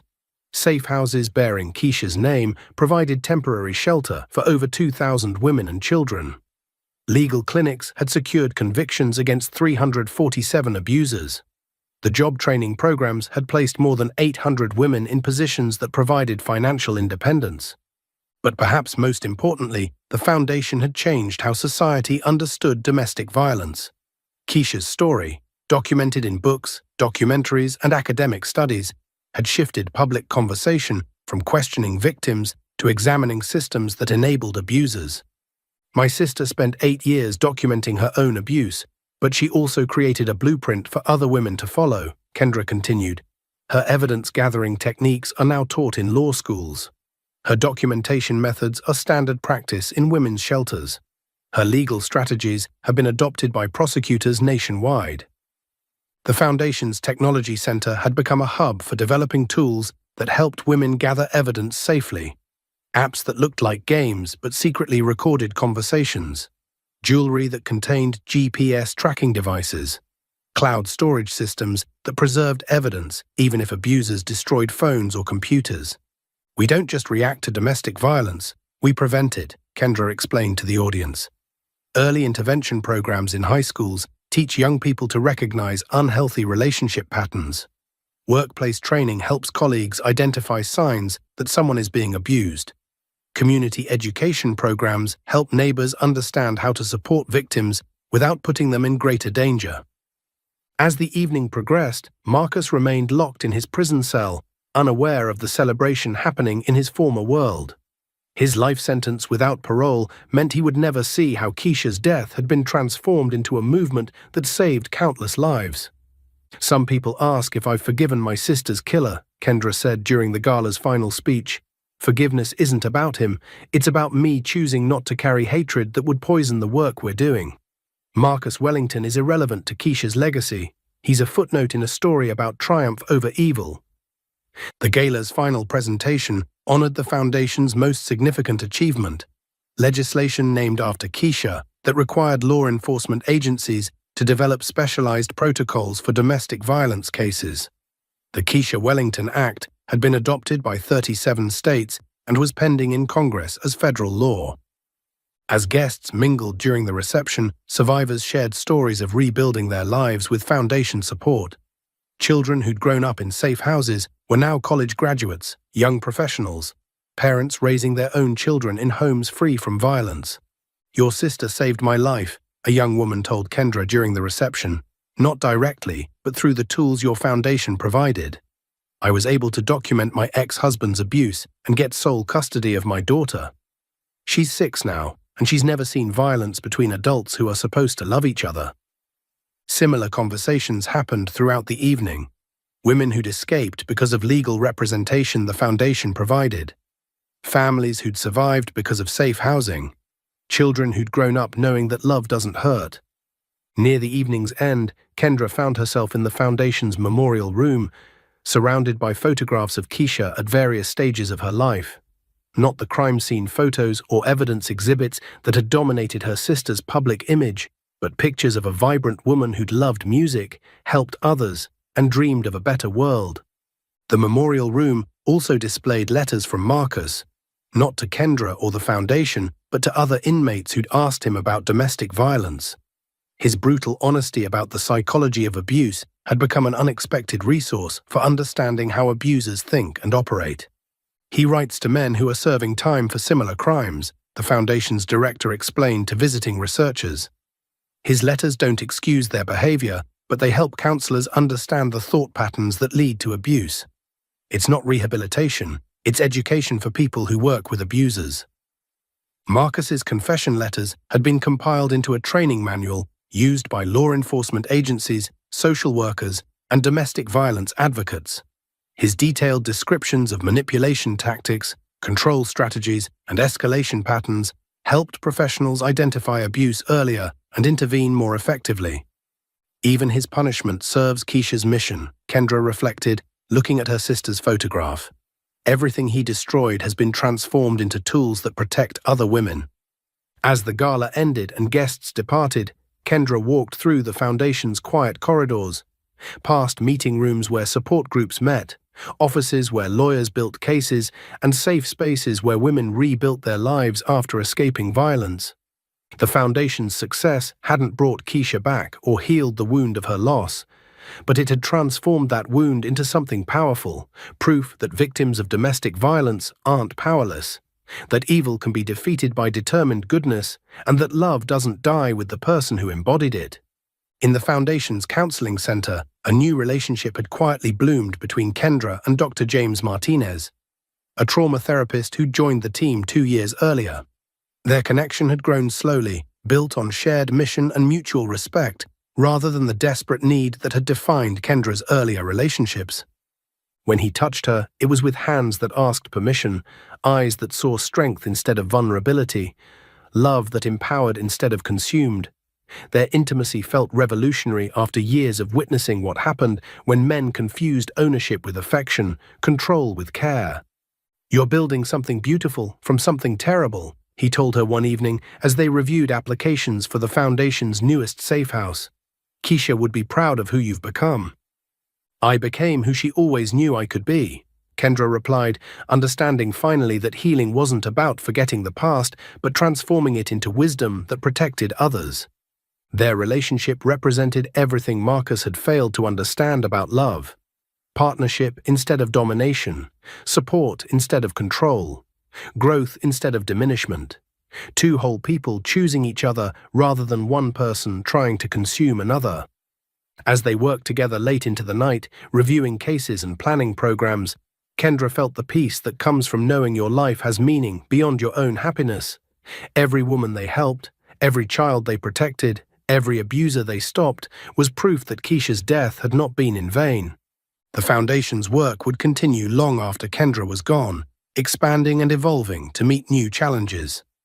Other women would lead it, guided by the principles Keisha had died to establish. That victims deserve to be believed, that survival requires community support, and that healing is possible even after the worst betrayals. Marcus would spend his remaining years in prison, forgotten by the world he'd once dominated, irrelevant to the movement his crimes had inadvertently inspired. His legacy was one of destruction and shame. Keisha's legacy was one of protection and hope. The story that began with a woman trapped in a golden cage had transformed into something infinitely larger, a movement that refused to let evil have the final word. So what would you do? Choose revenge or choose healing?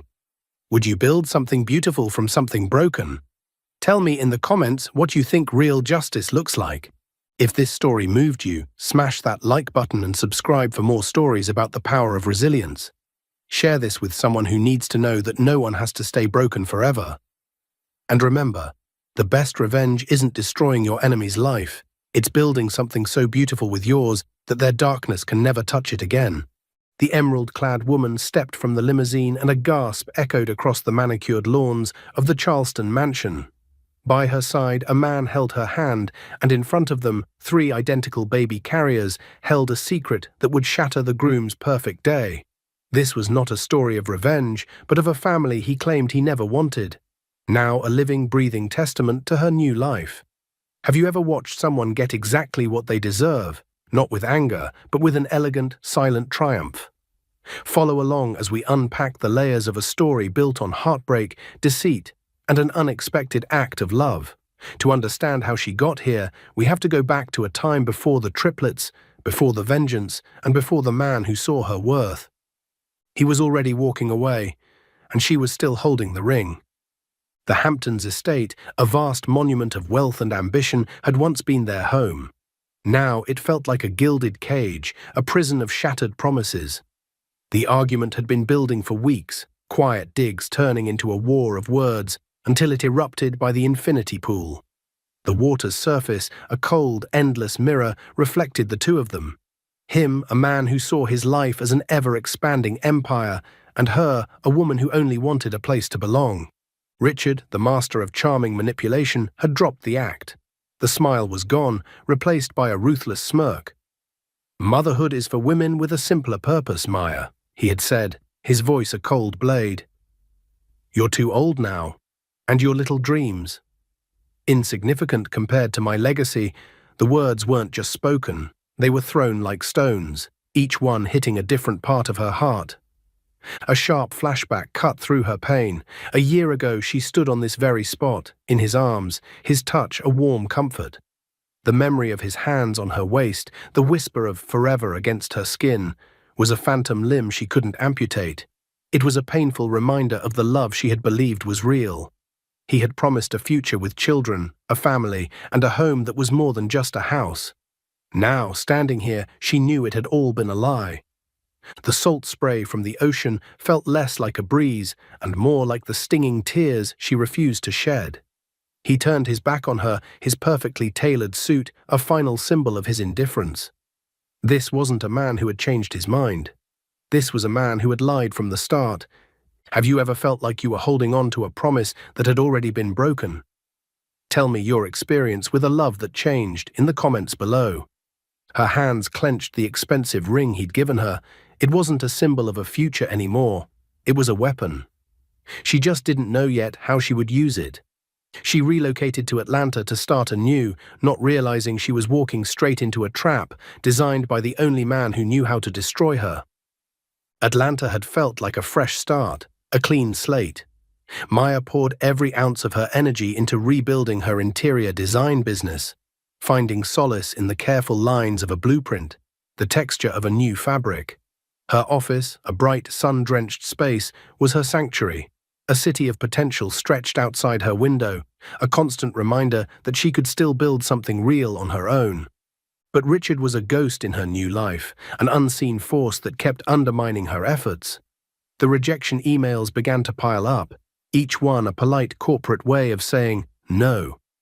The sunlight streaming into her studio seemed to mock her as she read the words that killed another contract. "We've been advised against working with you." Her heart would pound every time a phone call came from an unknown number. A visceral memory of Richard's voice on the phone, once a warm reassurance, now a cold, mocking dismissal, made her blood run cold.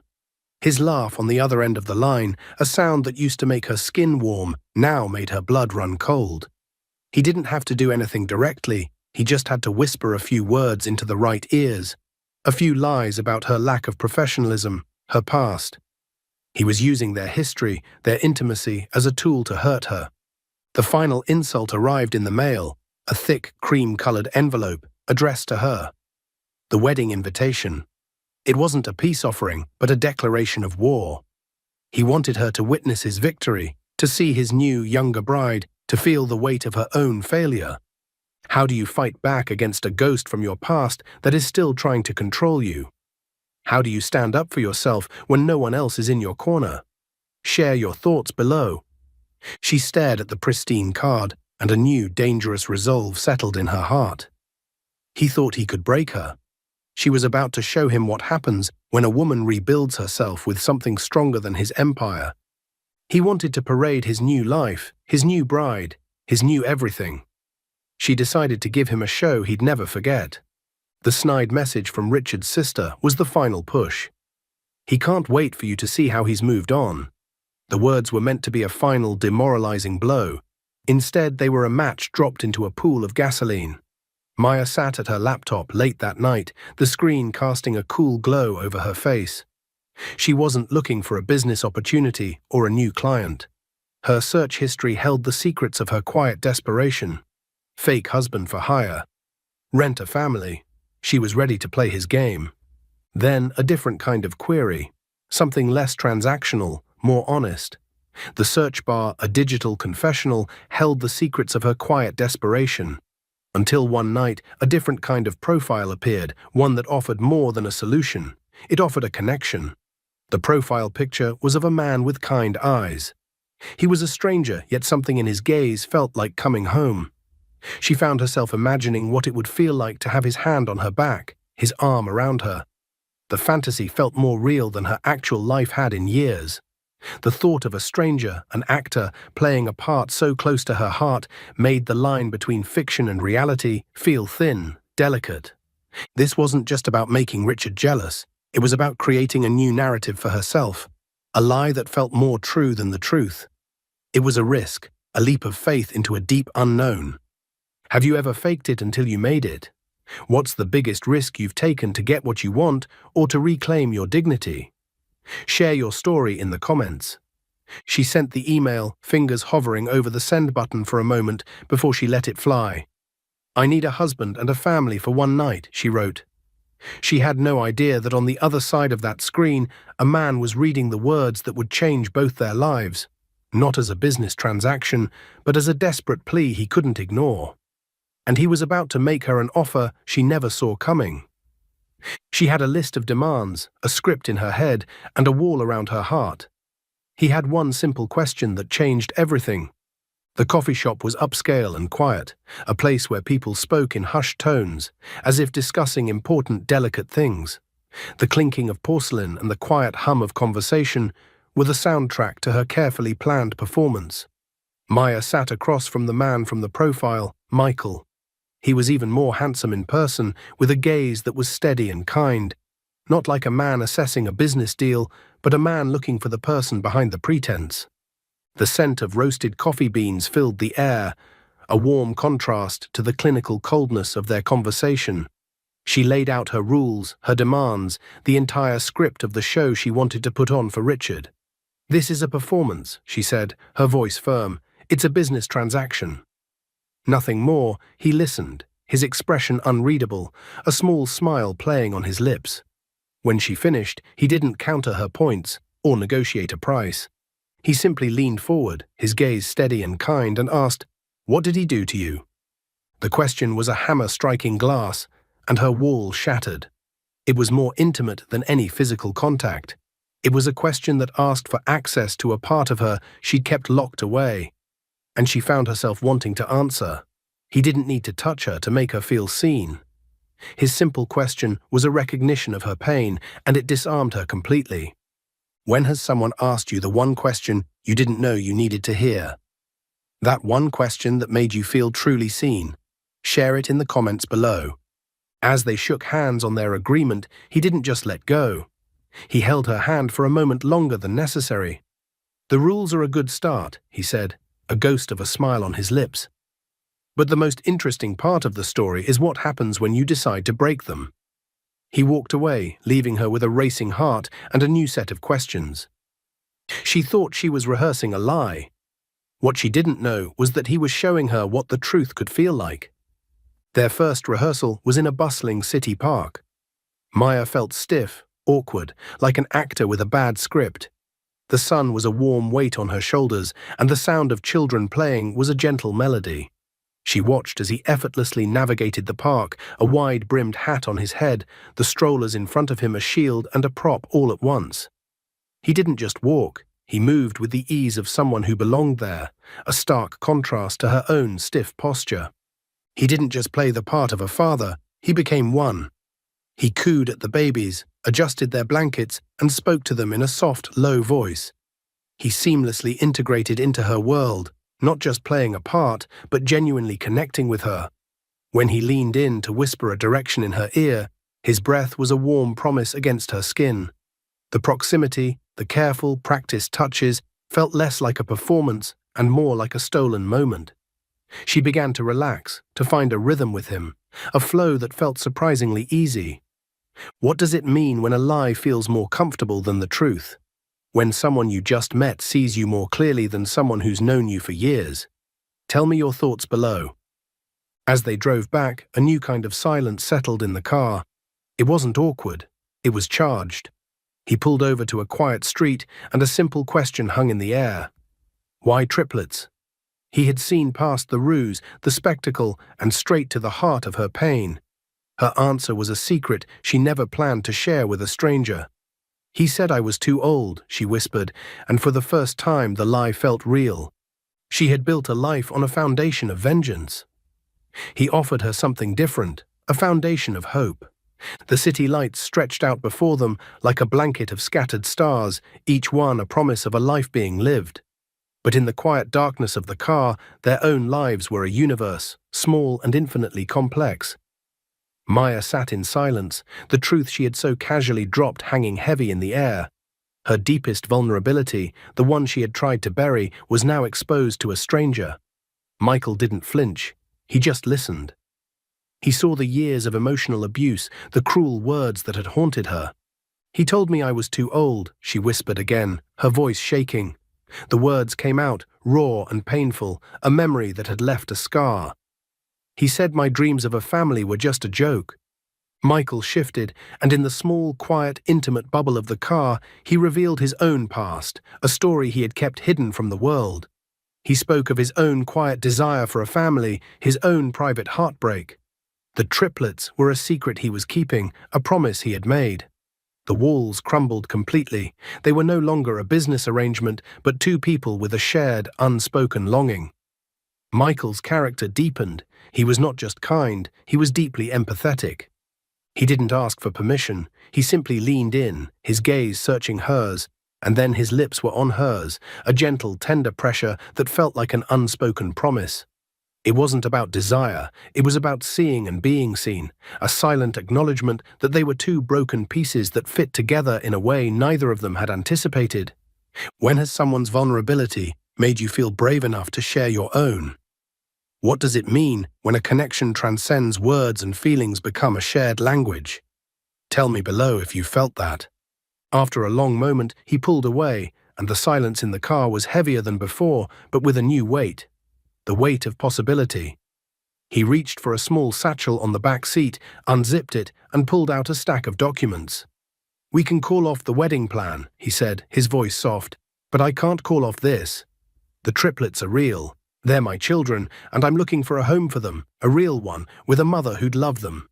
He placed the adoption papers in her hands, and her world, the one she'd so carefully constructed, shattered completely. She came to him for a lie to save her pride. He offered her a truth that would heal her heart. The dimly lit street where they were parked felt like a liminal space between her old life and her potential new one. The city lights blurred into a long, shimmering smear of gold and red, reflecting the chaos of her thoughts. The adoption papers on her lap felt heavier than any weapon she had ever imagined wielding against Richard. This wasn't a fake family. This was a real one. Michael, a man she had met for a transaction, was now a single father, a protector, and a man seeking a partner. He wasn't just a solution. He was a man with a heart as broken and as open as her own. The wedding plan was now an opportunity for Maya to find a purpose far beyond revenge. A new kind of contract was proposed, not for a performance, but for a family. Maya was deeply conflicted. The desire for a family she'd given up on clashed with her fear of vulnerability and the enormity of the responsibility. Michael's character shows his depth and genuine nature. He isn't just a solution, he is a man seeking a partner. He simply held her hand, his thumb stroking her knuckles in a silent, comforting rhythm. It was a simple touch, but it spoke volumes, promising support without demanding anything in return. When has an opportunity presented itself that was completely different from what you were looking for, but was exactly what you needed? Tell me in the comments below. She looked from the adoption papers to his face, her heart a drum against her ribs. "I can't pretend to be their mother for a night," she whispered, her voice shaking. "I can be their mother for life." Michael's face, which had been so guarded, broke into a relieved, hopeful smile. Little did they know, this new bargain would have an unforeseen consequence that would put a target on their backs. Their relationship was no longer a performance. It was real. But real love is a target, and Richard was a sniper. Maya and Michael's connection grew stronger, a bond built on shared hopes and honest confessions. They spent their days in secluded parks with the triplets, their little family a quiet sanctuary away from the world. A sudden, unseasonal chill swept through the park, rustling the leaves and raising goosebumps on Maya's arms.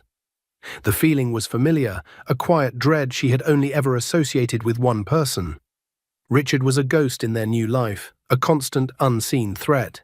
He had discovered that Maya had a new partner and children. His attempts to sabotage their new life became more personal and dangerous. He wanted to expose them, but for a reason far deeper than simple jealousy. He began to dig into Michael's past, a flash of protective instinct. Michael's hand on her back, guiding her away from the playground, a silent shield against the world. His hand on the small of her back was no longer a prop. It was a promise. He leaned in and whispered in her ear, "I've got you." And the simple words sent a shiver through her that had nothing to do with the cold. What do you do when the past tries to sabotage your future? How do you protect a love that is still fragile from an outside threat? Share your experience in the comments. An email arrived from a source she didn't know, a link to an old news article. The headline was innocuous enough. Prominent Austin Tech CEO's scandalous past. She clicked on the link, and as the image loaded, her blood ran cold. The man in the picture was not Richard. It was Michael. The man she was falling for had a secret. The triplets she was falling in love with were the key to that secret. Maya stared at the picture, her heart a drum against her ribs. The man she was falling for had a secret. She felt a familiar knot of fear and betrayal tighten in her stomach. She confronted him that night, the moon casting long shadows in their shared apartment, making the space feel both familiar and foreign. The moonlight sliced through the blinds, painting stripes of silver across the floor. The quietness of the apartment was a fragile thing, about to be shattered by a truth they had both been hiding from the world. He didn't deny it. He revealed the true, full story of his past, and the real reason he was looking for a mother for his children. The triplets were not his. They were the children of a friend. His best friend had been a prominent Austin Tech CEO who had been framed by his business partner and sent to prison. Michael had promised his friend he would raise the children as his own. He pulled her into his arms, not with passion, but with a desperate need for comfort. "I'm not a hero," he confessed, his voice breaking. "I'm just a man who made a promise to a friend." She kissed him then, not just with her lips, but with a quiet acceptance that spoke volumes.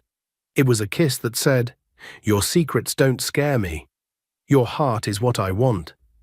Can you truly love someone without knowing their entire past?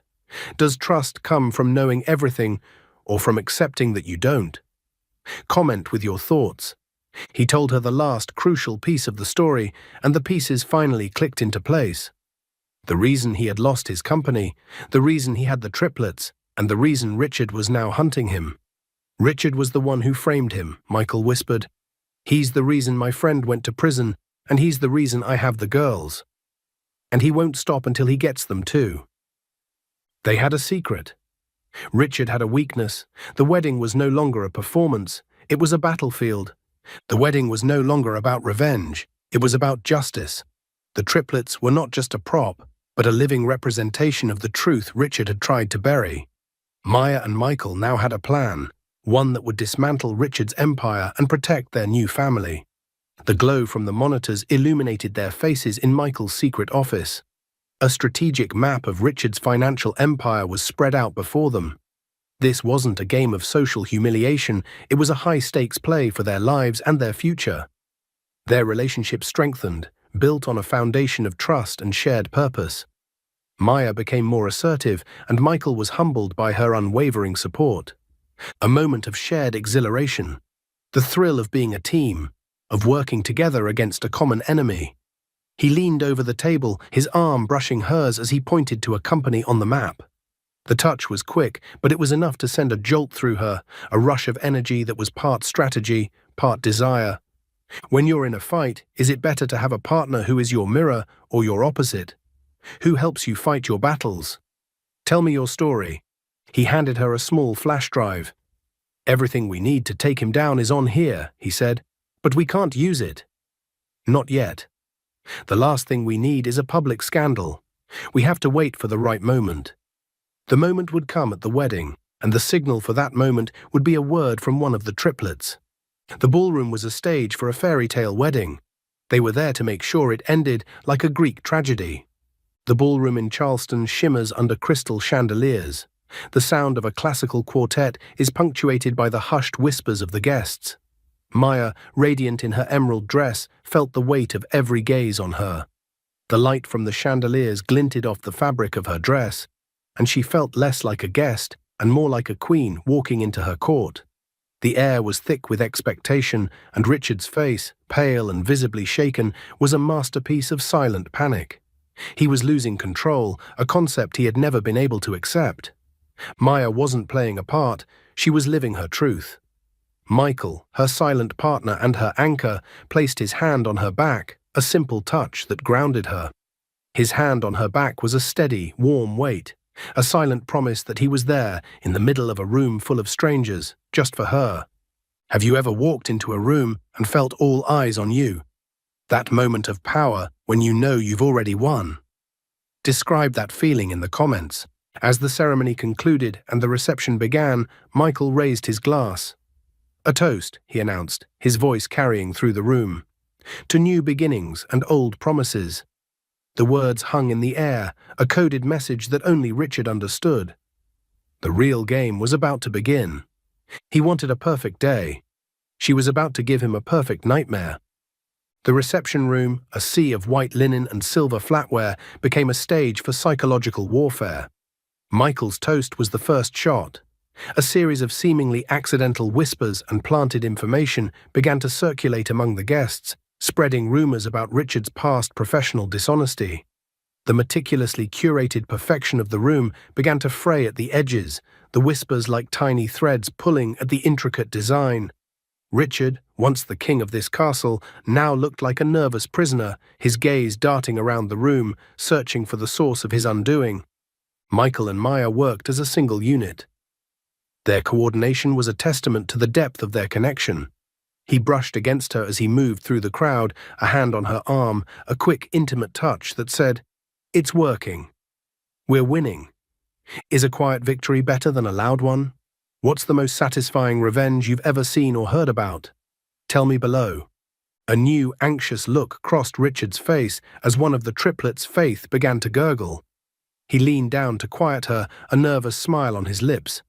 And then she said the word, perfectly clear, loud enough for a few people to hear, the word that only he and Maya knew. Papa. He thought he had buried his past. He didn't know the past was about to speak, perfectly and clearly, from the mouth of a child. The silence that followed the word Papa was heavier than any noise. It was a palpable stillness that filled the room, broken only by the gasp of a few onlookers who heard it. The opulent room, so full of noise and laughter just moments before, became a tomb. The only sound was the faint gurgle of a baby and Richard's ragged breath as he stared at the child. The word was a signal, a key to a secret he had tried to bury. He knew what it meant. Maya felt a rush of real victory, not just a fleeting moment of revenge. Michael's hand found hers under the table, a gentle squeeze that said, "We did it." His hand, warm and firm, found hers beneath the table, and the simple contact was a celebration, a silent victory that felt more powerful than any toast. Richard's composure completely broke, revealing his true, desperate nature. He was no longer the charming mogul, he was a man terrified of a child.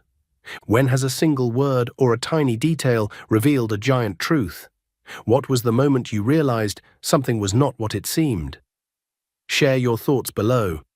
As the crowd began to whisper and point, Richard's face was a mask of panic. He ran from the room, and the final piece of the puzzle fell into place for Maya. The man he'd framed, the man Michael had promised to save. It was Michael's brother, and the girls were his nieces. Richard's rage wasn't just about money, it was about family. It was about his own sick, twisted version of justice. The truth was about to come out. They had won the battle. Now they had to win the war. The fallout from the wedding was immediate. The news of Richard's professional crimes spread, fueled by the information on the flash drive and the surprise witness who came forward. The spectacle in Charleston had done its job. The battle was won.